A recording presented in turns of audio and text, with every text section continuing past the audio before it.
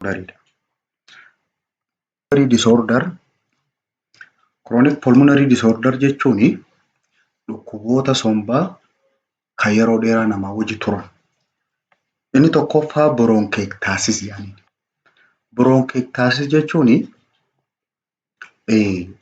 paatolojikaalii wall of bronchiin sun sababa infekshiniitiif akkuma bal'atteen walitti deebi'uu didudha. Bronchiectasis jedhanii. Pathologic and chronic irreversible destruction. Sababa dhukkubaatiif akka duuba deebitee fayyuu hin dandeenyetti dilatation of wall of bronchi, dhaabni bronchiidhaa kun babal'atee akkasuma akka bronchioliidhaa dameen isaa xixiqqoon sunillee babal'atee resulting from suppurative infection. Dhukkuboota eelaa fiduu danda'a. Suppurative infection yeroo jedhan kan pasii oomishuu danda'u. In obstructed bronchus. Sababa dura bronchiidhaa cufama. Bronchiin sun akkuma cufamteen keessatti baakteeriyaa wal horeeti eelaa fida.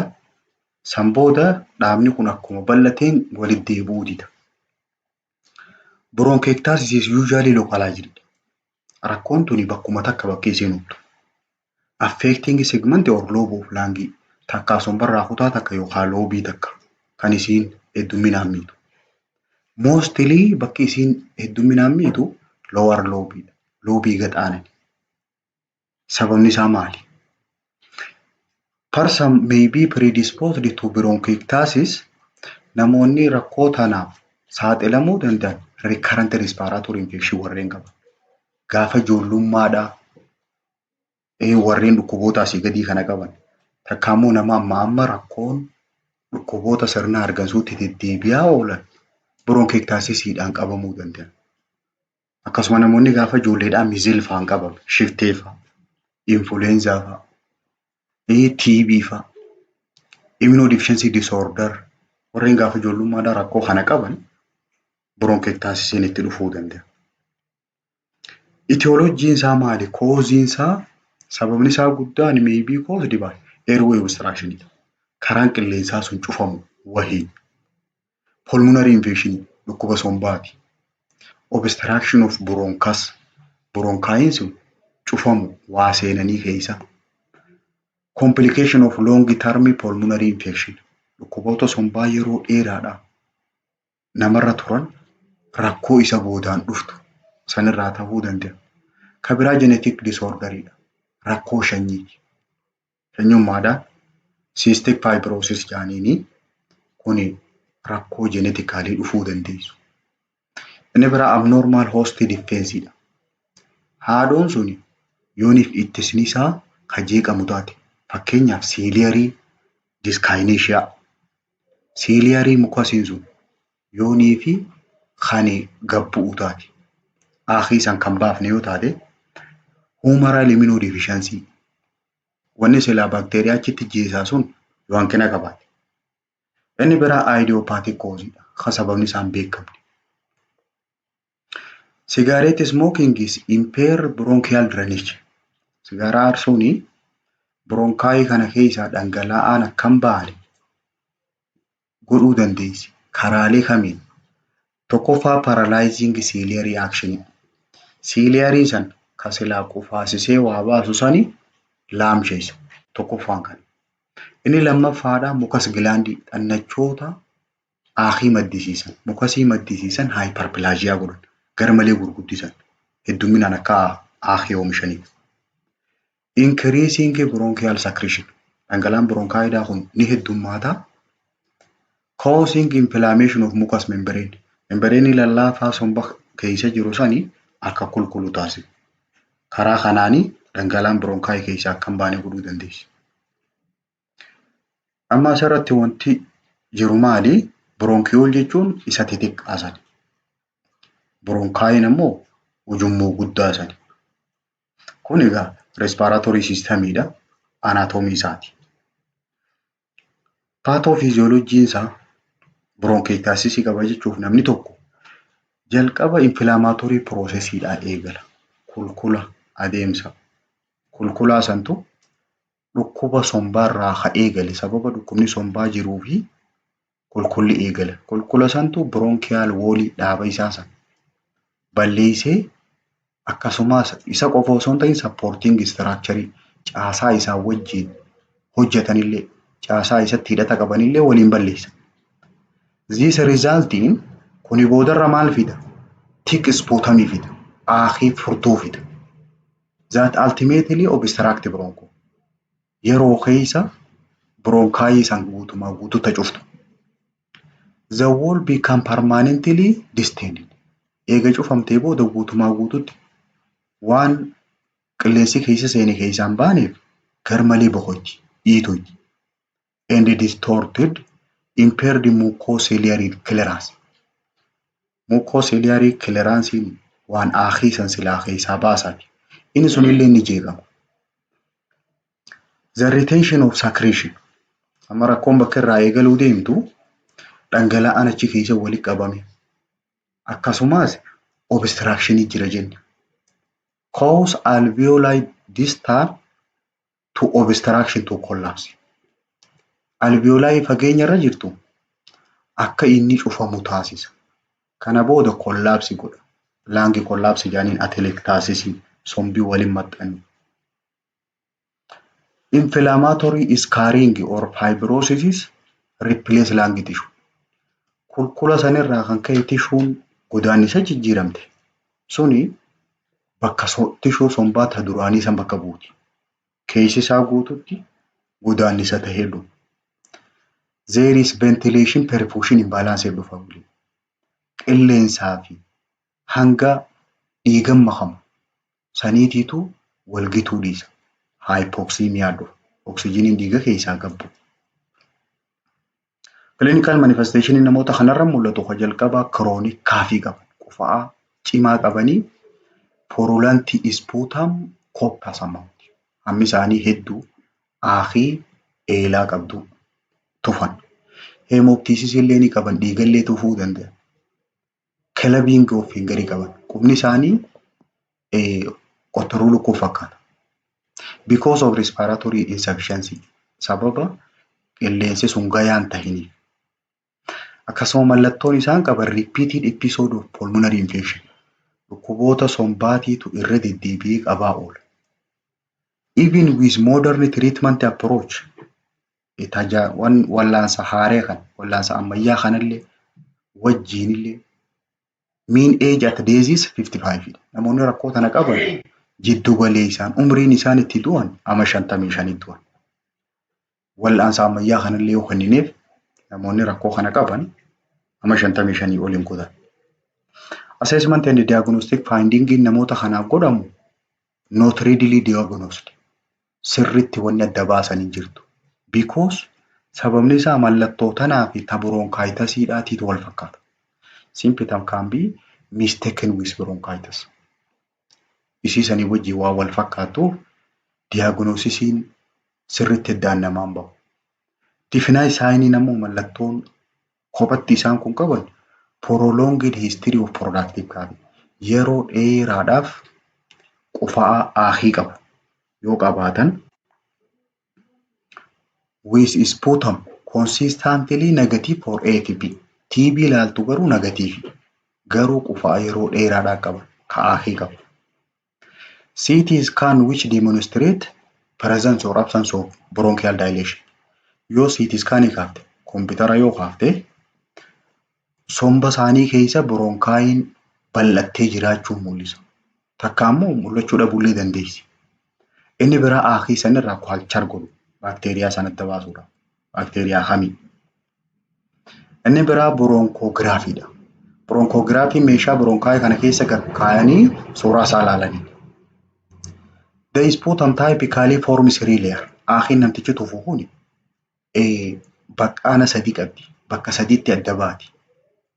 When collected in glass container. Yoo burcuqqoo keessa walitti qaban bakka sadiitti adda baati. Burcuqquma tana keessatti. Upper layeriin mukasii qabdi. Foomii jechuudha. Mukasii fakkaatti. Middle one liquid. Inni jidduurra jiru dhangala'aa. Lower one garuu sedimentii jajjabdu kakattaa jala galti. Bifa sadiin kana qabdi yeroo gilaasii keessa walitti qaban aakiinsaa sun. Tiriitmentiin manaajimentiin nama kanaaf godhamu objektiivii qabna kaayyoon to promote bronchial drainage. Bronkaayii kana keessa dhangala'aa kana yaasuu to clear excessive secretion dhangala'aa hedduu kana qulqulleessuu fi from affected portion of lungs and the control infection. Somba kutaa sombaa miidhamte san keessa aakii yaafnee dhukkuba san to'achuu fi dhukkuboota ganaa dhufu to'achuu. Control of respiratory infectionidhaaf dhukkuboota sirna hargansuu kana to'achuuf dawaaleen kennamuuf broad spectrum antibiotic that should be given whenever sign of pulmonary infection is appear. Yeroonii fi mallattoon dhukkuboota sirna hargansuudhaa mul'atte dawaaleen godhamuuf dawaalee broad spectrumidhaa ta'uu qaban. Dawaa baakteeriyaa hedduu ajjeesu. Warreen akkasii sun eenyu fa'a? Ampicillin fa'a, tetracycline yookaan erythromycin. Dawaalee kanaa kana karaa hidda dhiigaatiin kennaniif. Inni biraa immunization for influenza. Akkasumas streptococcus pneumoniaadhaaf yoo talaalliin kan jiraatu taate talaallii kennuudhaaf. Talaallii influenzaadhaaf. Inni biraa chest physiotherapy. Chest physiotherapy percussion and postural drainage. Dhadhaa'uudhaa fi dhangala'aa keessaa yaasu. Inni biraa smoking cessationidha. Sigaraa aarsuu dhiisisuudha.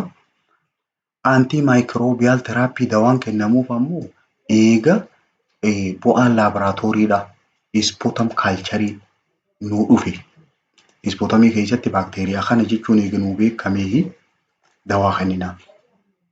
Inni biraa surgical intervention warreen baqaqfamuus ni jira.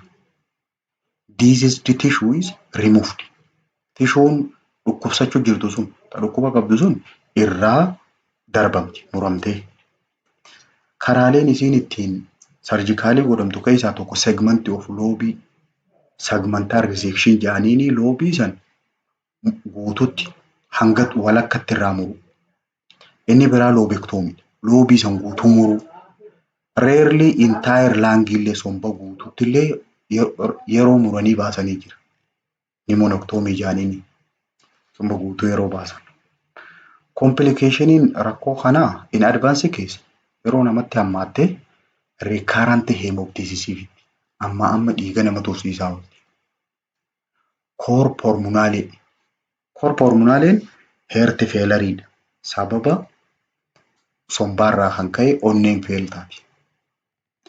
Inni biraa respiratory failure.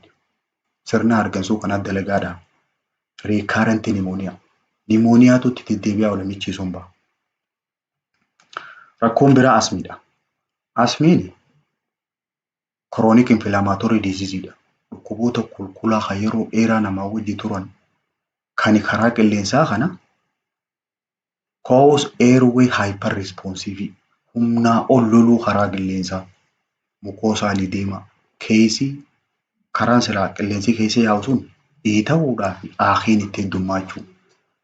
Mallattoolee gurguddoo sadiin tanaa achi keessa mul'ata. Namoota asmii qaban.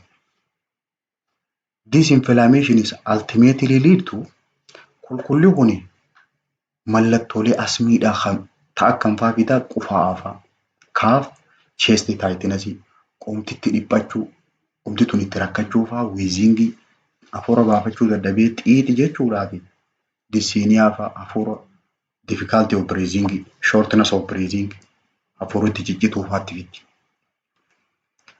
Chronic inflammatory disease of airway that characterized by reversible airflow obstruction. Kulkulli karaa qilleensaa kun dhukkuboonni karaa qilleensaa kulkulchan kuni cufaan isaa yeroo san cufan garuu ni banamti. Achi ni naftu. Garuu karaan sun banamullee airway hyperresponsiveness itti fida. Garmalee kakaasa, garmalee lolchiisa karaa qilleensaa san. Membrane edemaa fida. Membrane bakka san jiru. Membrane lallaafaa naannoo san jiru ni iiteessa. Mucus production fida. Aakiin oomishaa. Airway remodeling akka duraan jirurraa haara itti uumu. Bifa biraatti. Bifa duraan jirurraa jijjiirame. A patient with asthma may experience a symptom free period illee qaba. Namoonni asmii qaban gaafa mallattoon irratti mul'an illee qaban. Yeroo mallattoo malee alternating with acute exacerbation ammaas jidduutti irraa dhaabbatteeti ammaas mallattoon isaaniitti kaati. Which lasts from minute to hour or day.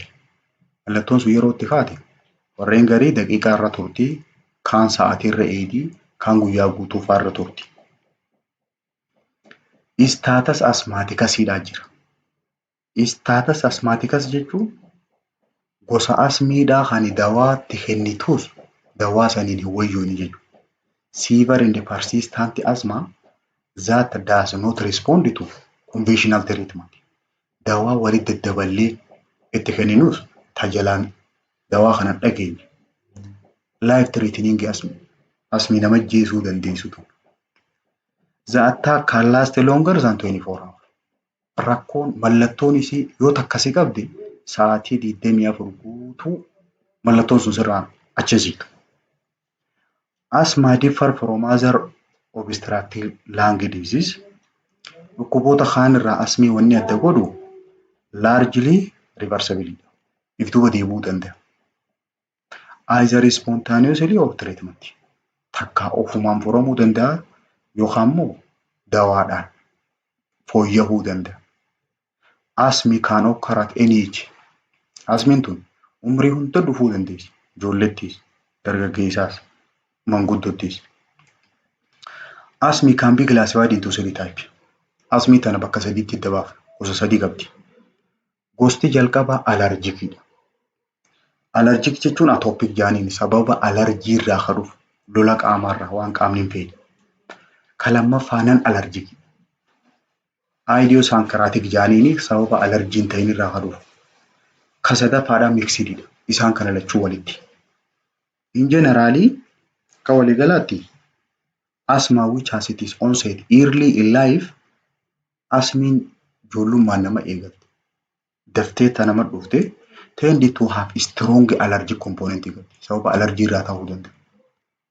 Whereas asthma that develop late in life ta garuu xumura umrii irratti eegaman guddoo ta'anii faa nama dhuftu nan alarjikiidha.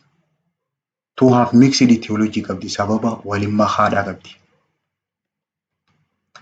Chronic exposure to airway irritants risk for developing asthma. Wantoonni asmiin akkasi dhuftuuf karaa banan yeroo dheeraadhaaf wantoota karaa qilleensaa kana lolchiisa tiif saaxilamu. Akkasumas alarjiinii waan qaamni hin feene yeroo dheeraadhaaf wal tuttuqaa ooluun carraa isa kanaa si kaasuudhaa qaba. Allergy is strongest predisposing factor for asthma. Wantoota asmii namatti kaasan keessaa tokko alarjii waan qaamni hin feene. Common alarjiiniin wantoonni qaamni hin feene kan namoota asmii qaban irratti beekamaadha. Seasonaliidhaa fi perennialii jaanii jira. Seasonal jechuun waytii kaa eeggata. Waqtiilee wantoota akka citaa fa'aa, mukkeen fa'aa, daraaraa mukaa fa'aa. Kan biraa perennial kan jaaniin kan amata guutuu namaa wajjin jiraatu. Wantoota akka dhukkee fa'aa, dikee horii fa'aa wantoota akkanaa kana perennial jaaniin amata guutuudha. Alarjiin akkanaa. Common triggeriin wantoonni isii tanasitti hammeessaa immoo air pollutant fa'a.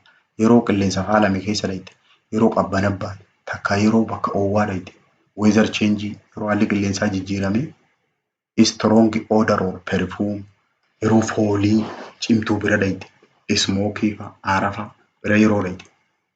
Exercise namoota garii yeroo sochii qaamaa godhetti haati. Stress or emotional upset gammaduudhaa fi gadduu fa'aa. Medication dawaaleen kan nama kaasuu jiran jardii yoo qabaatan gastroesophageal reflux dhangala'aan garaachaa kun karaa esofaagasiidhaa kana yoo deddeebi'aa oole. Inni biraa respiratory tract infection dhukkuboota karaa qilleensaa keessaa vaayirasii saayinasii qabaatan wantoonni asmii tana namatti hammeessaa wantoota kana. Paatoofiziyooloojiin isaa yoo laalle adeemsi dhukkuba kanaa asthma is reversible. Duuba deebi'uu danda'a. Diffuse airway inflammation. Guutuutti karaa qilleensaa kana kulkulchu. Inflammationiin kun kulkulli kun maal boodarraan fida mukoosaalii deemaa fida. Ni iiteessa. Membreenii achi keessa jiru sana. Increase mucus production. Dhangala'aan aahiin oomishamtu heddummaatteeti bronkaayii san cufti. Plateau bronkaayii. Further diminish airway size. Kana booda yeroo aahiin kun bakka kana cufe hammi silaa karaa qilleensaa sun dhiphachaa deema walitti. This lead to alveoli hyperinflation. Kuni maal fida? Alveoli bakka qilleensitti wal jijjiiramu sun akkuma dhiitoyteetti akkuma boqoyteetti kaaftu godha. The cell that play key role in inflammation of asthma seeliileen kulkula asmiidhaa keessatti gahee jajjabduu taphattu tokkoffaa maastiseelii. Maastiseeliin seelii alarjii himtu. Kabiraa niwutiroofiilii seelii dhiigaatiiti. Kabiraa isinoofiliidhaa fi limfoosaayiti. Isaan kunis warreen seelii dhiigaatiiti. Maastiseelii yeroo kakaate seeliin maastiseelii jedhaniin kun karaa qilleensaa keessa jirti. Release several keemikaalota hedduu gallakkeetti warreen akka histaaminii, biraadikaayiniin, piroostaaglaandiin, likooteriin warreen kana kakaate. Kuni isaan kun karaa qilleensaa walitti dhiphisanii aahiinii heddummeessanii hafuura akka hin baafne nama dhorkan. This chemical perpetuate inflammatory response. Keemikaalli kun gallakkifame jechuun kulkulli kun akka heddummaatu godha. Vasodilation hiddoota naannawaa san jiru ni babal'isan. Locally increased blood flow heddumminaan dhiigni akka bakka sanii yaa'u godheeti. Fluid leak from vasculature hidda dhiigaa keessaa dhangala'aan naannawaa sanii yaa'u. Attraction of WBC to area naannawaa sanitti seeliin dhiigaa akka harkifamtu godhanii bronchoconstriction. Bronkaayin akka walitti dhiphatu godhu. Amma asthmatic bronchioliidhaa fi normal bronchiolii yoo laalle walitti namoonni asmii qaban bronkaayin isaanii akkana dhiphatti. Keessa aahii guute. Dhiita qabdiis. Normaalii akkanatti banana. Clinical manifestation namoota kanarra mul'atu. Mallattoon ijoonsaa mallattoo sadii qaba namni asmii qabu. Most common symptoms kaaf disiniyaadhaa fi wiizingii qabu. Qufaa hafuurritti ciccituu fi xiixi jechuudha. Chest tightness qaban qomti tun itti rakkatti itti ulfaatti. Expiration is required effort. Yeroo qilleensa keessa fudhatan nagumaan seena keessaan baane yeroo xiixi jaan yeroo qilleensa baafatan. Hangi isaan hafuura baafatan ka keessaa bahu santu turtii irra dheera.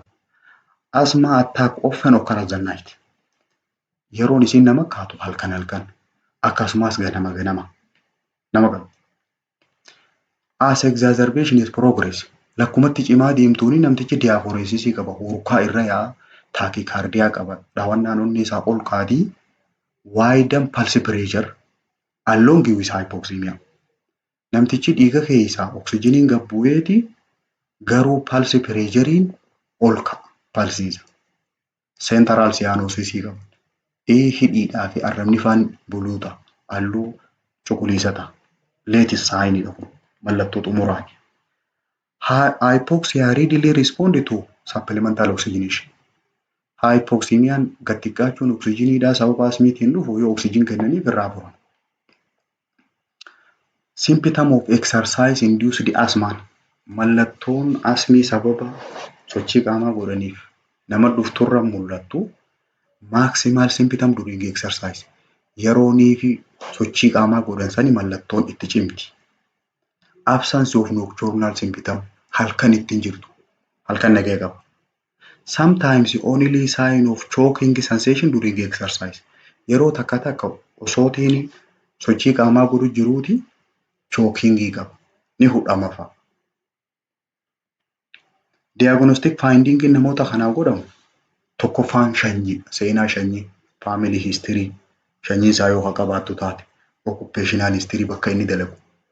Environmental factory wantoota naannoodhaa kanneen akka seasonal change haalli qilleensaa jijjiiramuu pollen count daraaraan heddummaachuu moldiin faan jiraachuu climate change haalli qilleensaa jijjiiramee cold air faa ta'uu qilleensi qabbana ta'uu air pollution faalamisi qilleensaa jiraachuu dawaalee akka ACA jechuun aspiriin jechuun acetylsalicylic acid faa akkasumas antibiyootikii fa'aa yoo fayyadame, peepparaaziin, siimitidiin, dawaalee kana yoo fayyadame.